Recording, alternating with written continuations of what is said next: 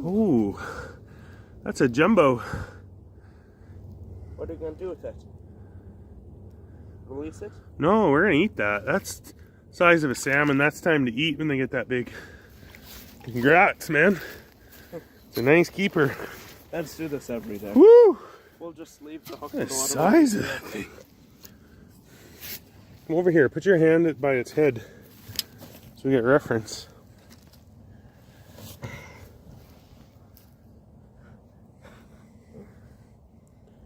Right by our campsite. There's the fire going. Tent, barbecue,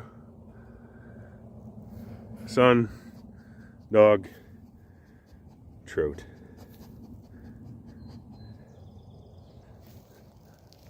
Fishing pond at home.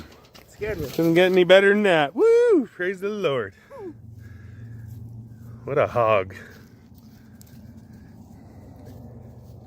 Good job, buddy.